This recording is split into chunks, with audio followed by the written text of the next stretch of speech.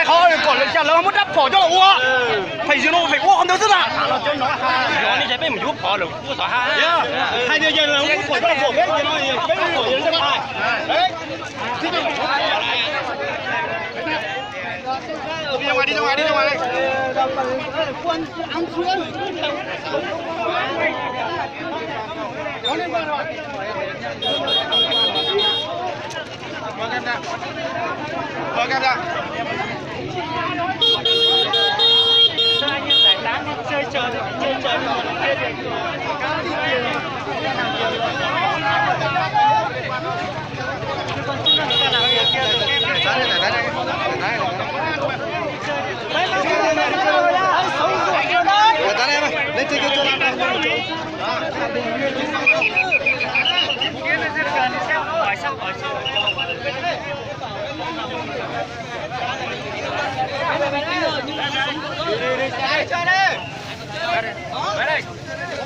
Chả con mày làm sao đấy?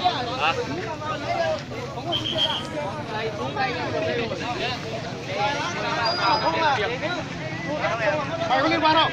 Liên quan đây bà. Không thì ra xúc. Rồi có liên quan đến đây đấy. Quay đây. Cháu đừng cắt quay. Quay kìa.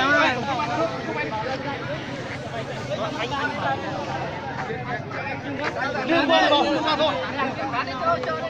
Đây. Liên quan về đây.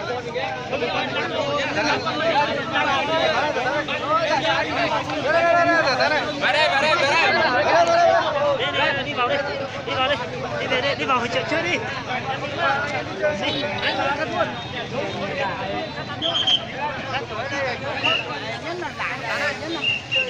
Nhà nó có ảnh nó nằm cái đầu kia mà nằm cái sau.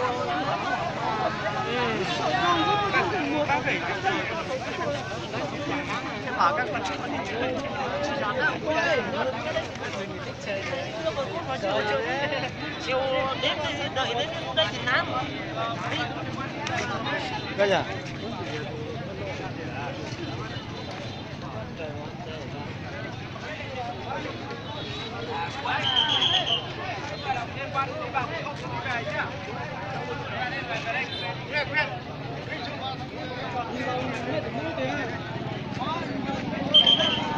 Về đây. Sao đấy? Có liên quan à? Mọi người có liên quan thì về đấy nhá. Có liên quan đi chơi đây. Về đây em có liên quan đi chơi đây. Có liên quan gì đi chơi?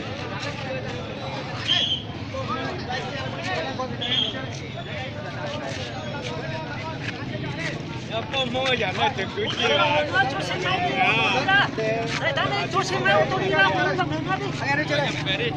Đây ra như này về chơi. Anh em Đây, không dòng đường xe máy không đi được đây. giờ bao máu mà giờ giờ bao tuần đây là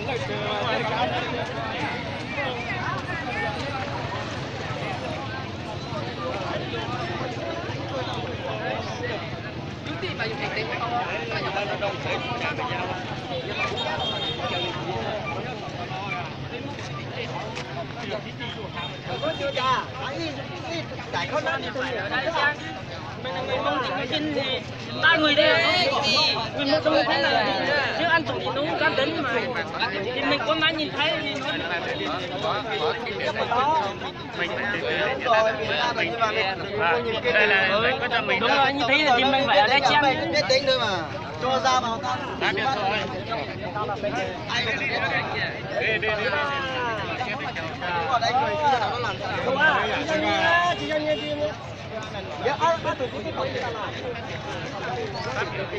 đúng rồi nhưng mà sau đó tàn từ đây giờ lên có sung từ đây rửa người ta em bảo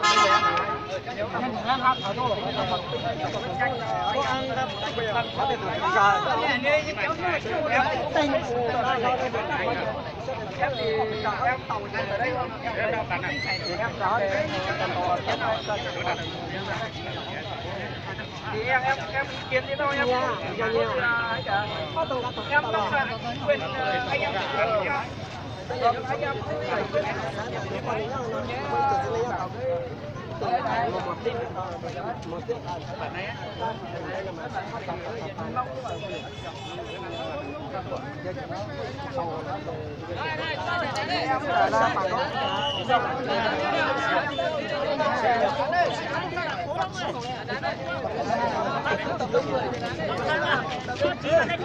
ta tụ xe à, lấy món tàu cho mà chặn xong tàu đó nè.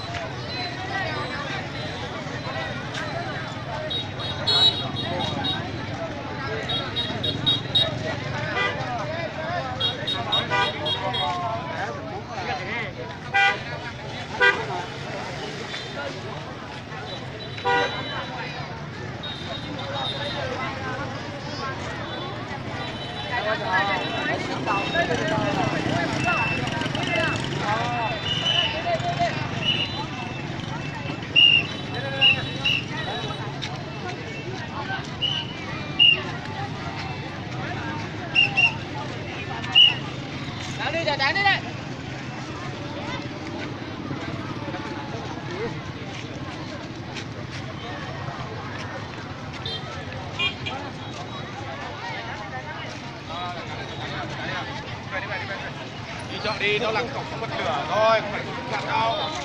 Nó xé rồi.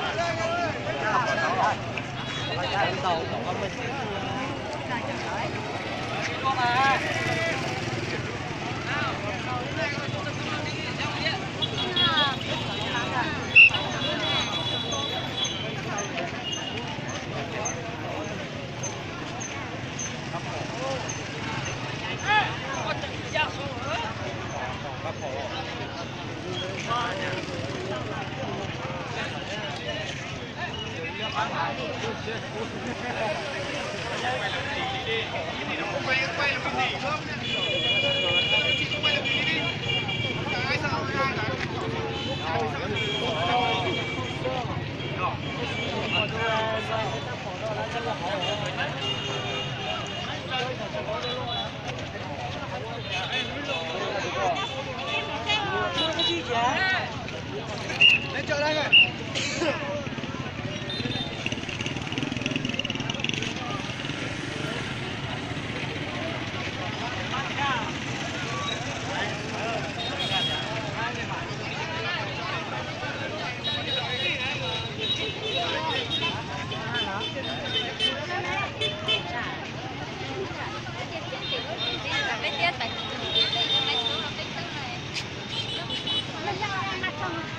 这很自信。